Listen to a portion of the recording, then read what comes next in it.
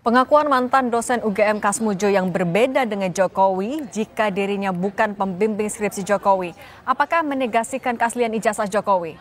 Kita bahas bersama Direktur Eksekutif Lingkar Madani Ray Rangkuti, ada juga Ketum Solidaritas Merah Putih Sylvester Matutina dan Ahli Hukum Pidana Universitas Trisakti Albert Aris. Selamat petang semuanya. Selamat sore.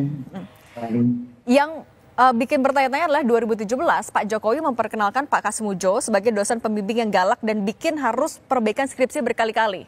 Tapi kemudian Pak Kasmujo membantah kalau ia adalah dosen skripsi. Nah, kalau Bung Ray membacanya seperti apa? Apakah ini akan berpengaruh kepada polemik ijazah Pak Jokowi? Secara langsung sih tidak ya, tapi secara tidak langsung dalam kerangka menimbulkan pertanyaan publik itu ya terjadi gitu. Kalau secara hukum sih enggak, karena kan tidak ada dikaitkan keaslian ijazah ini dengan Pak Kasmujo tadi gitu kan. Nah, hanya ada pengakuan itu bahwa beliau bekas dosen pembimbing tapi dibantah gitu. Itu artinya urusan soal kejujuran aja kalau soal itu gitu. Ya saya kira agak berhubungan langsung dengan keaslian ijazah atau tidak gitu. Soal kejujuran ini maksudnya ada pernyataan yang gimana, Bung Ray? Kan kalau disebut beliau dosen pembimbing tapi dibantah oleh yang bersangkutan, ya tentu ada unsur soal jujur nggak jujur di dalam. Kecuali kita mau menafsirkan misalnya yang dimaksud oleh Pak Jokowi ke dosen pembimbing itu ya bukan dalam konteks skripsi misalnya ya, tapi pembimbing kehidupannya, pembimbing rohaninya, ya pembimbing jalan hidupnya, ya kita itu lain lagi ceritanya kan bisa kemana-mana lagi nanti tafsir dari yang dimaksud dengan dosen pembimbing ini gitu. Tapi kalau konteksnya dengan dosen pembimbing dalam kerangka skripsi, ya jelas itu sudah dibantah oleh yang bersangkutan. Oke, kalau Bung Sylvester, adanya perbedaan pernyataan dari Pak Jokowi 2017 lalu dengan Pak Kasmujo, ini membuat publik juga jadi ikut bertanya-tanya. Kalau tanggapan Anda seperti apa? Ya, jadi kalau keterangan Pak Kasmujo ini nanti kita buktikan. Karena nanti yang bisa membuktikan benar atau tidaknya, apakah sebagai asisten dosen itu bisa menjadi dosen dosen pembimbing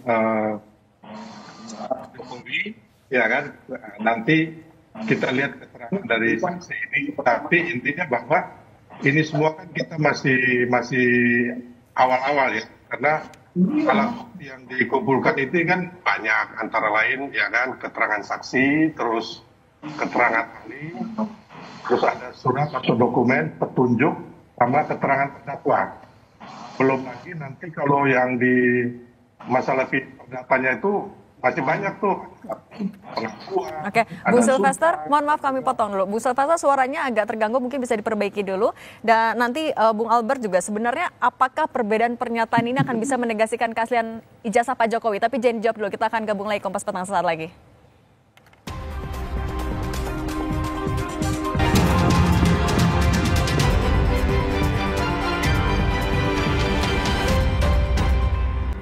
Kami lanjutkan dialognya. Bung Sylvester, kami mau tegaskan, dengan adanya pernyataan yang berbeda antara Pak Jokowi dengan Pak Kasmujo, kalau Anda sendiri ragu nggak?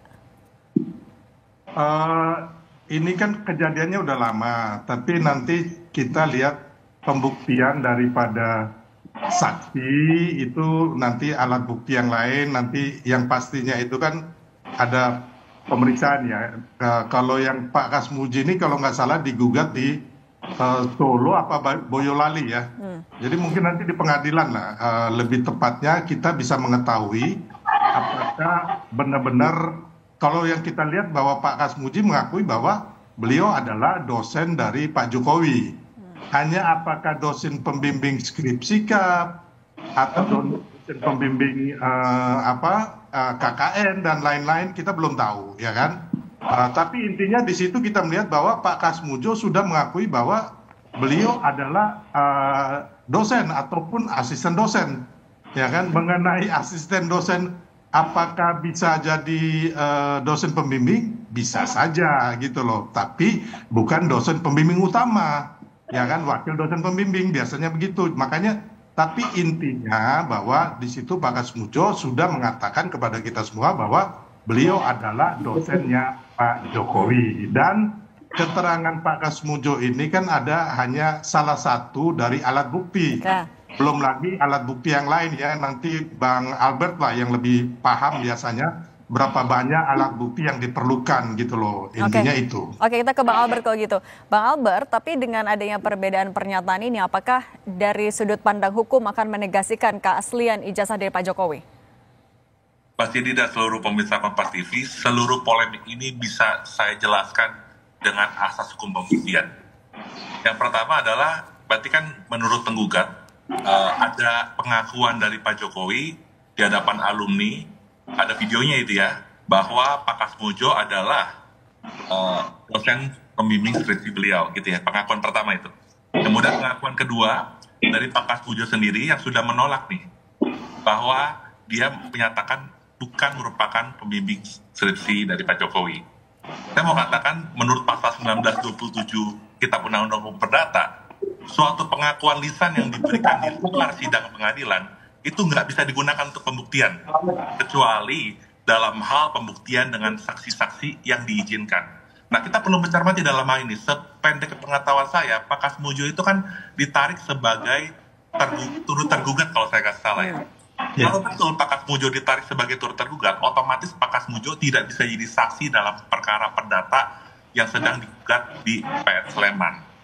Nah, kalau dengan demikian, apalagi dari pihak UGM, tadi saya browsing dengan cepat Mbak Cindy, nanti pemirsa dan seluruh masyarakat Indonesia bisa buka sendiri di etd.repositoriugm.ac.id.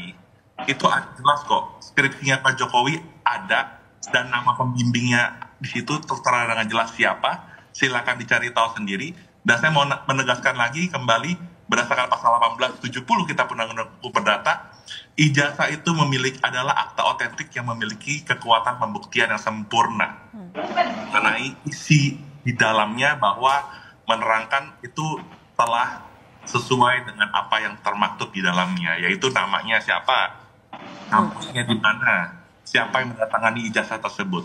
Jadi dengan demikian, Mbak Cindy, ijazah itu merupakan akta otentik yang memiliki kekuatan pembuktian sempurna. Dalam kesempatan lalu juga saya sudah pernah menyampaikan juga kan, bahkan ijazah tersebut mungkin sudah digunakan untuk melamar kerja, sudah digunakan untuk melamar wali kota 2 kali ya kan, dalam proses di KPU, gubernur DKI sekali, dan presiden 2 periode. Maka secara hukum pembuktian kita mengenal ada istilah persangkaan, bahwa yang sudah digunakan tersebut harus dipandang sebagai dokumen yang asli sampai dapat dibuktikan sebaliknya. Siapa yang membuktikan, Mbak Cindy? Yang membuktikan adalah penggugat.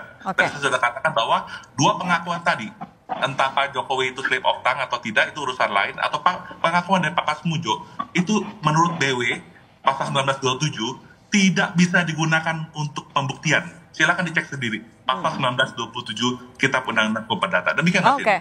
Oke. Saya mau ke Bung Rey. Bung Rey, ada poin lagi yang juga saat ini baru-baru ini disampaikan oleh Bung Roy Suryo. Ketika ia diperiksa, ia bilang ia bingung karena statusnya ternyata bukan terlapor. Apa yang Anda tangkap sebenarnya dari proses ini di polisi? Sebetulnya ada 3 persoalan baru lagi ya terkait dengan kasus ini. Pertama tentu soal pengakuan ini ya. Tadi Bung Albert sudah menjelaskannya. Maka kan sebetulnya satu-satunya untuk bisa membuktikan apakah ijazah itu asli atau tidak, bukan dari keterangan A, B, dan C itu, tapi dari bentuk fisiknya secara langsung. Kalau bentuk fisiknya itu bisa diobservasi, bisa dilihat, bisa diyakinkan, selesai ini perkara, gitu loh kira-kira. Mau dibantah bagaimanapun misalnya, atau mau diberi kesaksian 10 kali pun misalnya, kalau ijazahnya ya berkata yang lain, ya pembuktian lisan ya itu dengan sendirinya batal. Yang paling penting itu adalah fisiknya itu gitu. Makanya tadi entah itu kesaksian Pak Kasmujo, kesaksian ini, kesaksian itu, taruhlah misalnya yang menyebut bahwa dia ikut kuliah, ikut ini, enggak terlalu berat jika dibandingkan dengan fisiknya langsung dihadirkan gitu.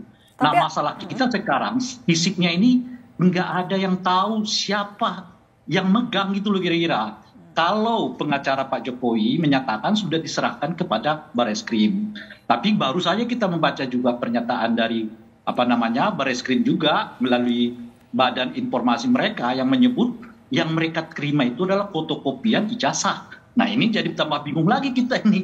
Berarti yang diserahkan kemarin itu benar nggak fisik ijazah yang dimaksud atau hanya sekedar fotokopian? Kalau kita baca pernyataan yang terakhir ini loh ya, yang menyebut yang mereka terima itu adalah polisi hanya menerima foto ijazah yang dilegalisir gitu. Oke, Bung Rey, tahan dulu. Kita soal Ya. ini kita tanya dulu ke Bang Albert. Bang Albert, kalau yang ternyata diberikan oleh pengacara Pak Jokowi adalah fotokopinya saja, ini tetap sahkah untuk dijadikan alat bukti juga?